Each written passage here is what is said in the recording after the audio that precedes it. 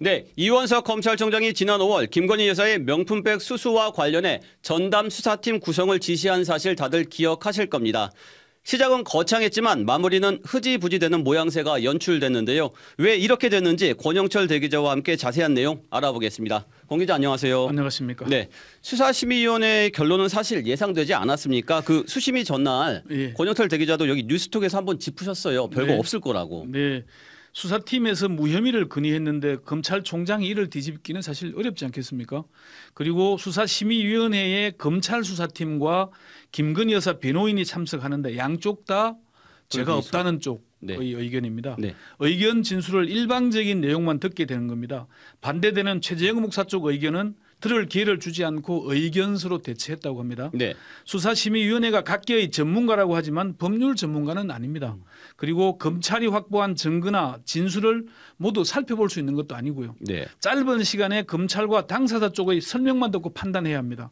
검찰 쪽은 무혐의라고 하고 김 여사 쪽에서는 잘못이 없다고 하는 설명만 듣고 판단하는데 어떻게 기소 의견이 나올 수 있겠습니까? 네. 처음부터 예상은 됐었다. 그런데 이원석 총장이 처음에 전담 수사팀 구성을 지시했을 때부터 이런 결과를 예상했을까요? 사실 의문이 듭니다. 네. 검찰이 전담 수사팀을 구성해서 신속 수사에 나서겠다고 했을 때 기소가 될 걸로 다들 예상을 했습니다. 그때는요? 예, 검찰 고위직 출신들도 다들 그렇게 예상했다고 말합니다. 현직 대통령 부인을 대상으로 전담 수사팀 구성을 지시하면서 무혐의를 전제하고 한다면 그건 국민을 기만하는 거 아니겠습니까? 그렇죠. 이원석 검찰총장은 그 이후에 법불 악의 등을 언급하면서 김건희 여사에 대한 강한 수사 의지를 여러 차례 내비쳤는데요. 그 대목 잠시 들어보시죠. 국민들께 여러 차례에 걸쳐서 우리 법 앞에 예외도 특혜도 성역도 없다고 말씀드렸습니다. 그러나 대통령 부인 조사 과정에서 이러한 원칙이 지켜지지 않았고 결과적으로 국민들과의 약속을 지키지 못하였습니다. 국민들께 깊이 사과드립니다. 이 총장은 이런 의지로 인해서 그 검사단급 인사에서 패싱당하는 수모를 겪었고 심지어 서울중앙지검이 김건희 여사를 출장 조사하면서 사후 보고하는 역대급 수모를 당했습니다. 네. 검찰총장이 권력의 눈밖에 나서 밀리기는 해서도 공개적으로 이렇게 무시당하는 경우는 처음인 걸로 저는 기억을 합니다. 이례적이었죠. 예, 결과적으로 이원석 총장이 처음부터 국민을 기만했거나 아니면 흘러가는 상황이 국민을 기만하도록 만들었을 것이라는 분석이 나오는 겁니다. 이원석 총장이 처음부터 국민을 기만했거나 아니면 기만하도록 내몰렸을 거다. 예. 어떤 이유로 그렇게 보십니까?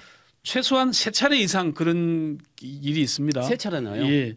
원칙주의자로 불리는 이원석 총장이 처음부터 국민을 속이려고 하지는 않았을 것이라는 의견도 많습니다만은 결과적으로는 결국 국민을 기만한 셈이 되는 거죠.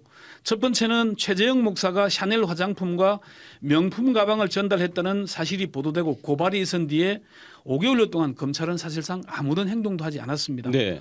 검찰이 다른 수사를 하는 모습을 보면은 한 달 이내에 마무리할 수도 있었을 것이라고 수사 경험이 많은 법조인들은 말합니다. 검찰총장이 전담 수사팀 구성을 지시할 때는 고급 화장품과 명품 가방 수수에 대해 법리 검토가 끝난 것 아니겠냐는 해석이 전문가들 사이에서 나왔고요. 네네. 공직자의 배우자에 대한 처벌 규정이 없는 청탁 금지법만 적용할 것 같았으면은 전담 수사팀을 구성할 필요가 없지 않겠습니까? 그렇죠. 이 총장의 의지가 외관을 공정하게 하는 것이었는지 모르겠지만은 과정도 결과도 국민들에게는 실망만 안겨주게 된 셈이 되는 겁니다. 네. 그리고 두 번째는 여당인 국민의힘이 총선에서 참패를 당한 뒤 한 달도 안 돼 갑자기 전담 수사팀 구성을 지시했죠. 5월이니까요. 예, 그러니까 5개월 동안 가만히 있다가 갑자기 튀어나왔잖아요. 이 문제도 사실은 뭔가 좀 꼼수가 있는 게 아니냐. 네네. 검찰총장이 정말 수사 의지가 있었다면 처음부터 제대로 했을 것 아니냐는 의견이 있었고요. 네네. 세 번째는 이원석 검찰총장이 수사심의위원회에 회부한 게 꼼수가 아니냐는 분석인 겁니다. 네. 김건희 여사 출장 조사 사실을 사후 보고받은 뒤에 이원석 총장이 그만둘 거라는 예상이 많았죠. 그런데 예상을 깨고 자리를 지켰습니다. 서울중앙지검에 대한 감찰 조사도 제대로 하지 못했고요. 실익이 없어서 하지 않을 거라고 했던 수사심의위원회 회부는 강행했습니다. 결국 수사심의위원회는 이원석 총장이 임기를 마무리하기 위한 하나의 수가 되는 게 아닌가. 그런 해석까지 나오고 있는 실정입니다. 네, 그렇군요. 네. 정말 기소할 가능성이 전혀 없었을까요? 여러 그 특수통 출신 검찰 전직 간부들에게 물어봤는데 당신이 주임 검사였다면 기소할 수 있겠느냐 물어봤어요. 그랬더니 당연히 기소할 것이라는 답변이 적지 않았습니다. 그래요? 어떤 이유로 기소가 가능하다는 거죠? 전직 한 고검장은 검찰이 다른 사안에 대해서 적극적으로 기소하는 사례를 들어서 설명을 했습니다. 네. 김만배 씨와 관련된 중앙언론사 간부 2명이 기소됐지 않습니까? 네네. 그런데 사실 언론사의 배임 가능성을 입증하기는 쉽지가 않습니다. 그리고 이 사람들은 중앙언론사의 사회부장을 하거나 고위직을 지냈는데 이 분당에서 부동산 사업을 하는 거잖아요. 김만배 씨가. 예. 직접 연관성이 약합니다. 그런데도 배임 수재로 기소를 한 거는 검찰의 적극적인 걸 한 거거든요. 예.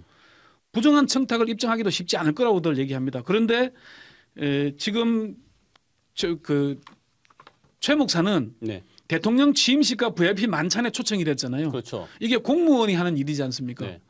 이를 청탁했고 성사가 됐으며 감사의 의미로 샤넬 화장품과 명품백을 사진까지 보내가면서 김건희 여사에게 전달한 겁니다. 감사의 뜻으로 전달했다는 것은 대가성이 있다는 얘기잖아요. 그렇죠. 최동욱 전 검찰총장이 국정원 댓글 수사팀을 구성했을 때도 기소하겠다는 판단이 있었으니까 그렇게 했을 거라는 겁니다. 그러니까 특수통 출신 검찰 전직 고위 간부들은 이 정도면은 법원의 판단을 받아봐야 되는 것 아닌가 그런 얘기들을 많이 했습니다. 그렇군요. 네. 여기까지 듣겠습니다. 권영철 대기자 수고하셨습니다. 네.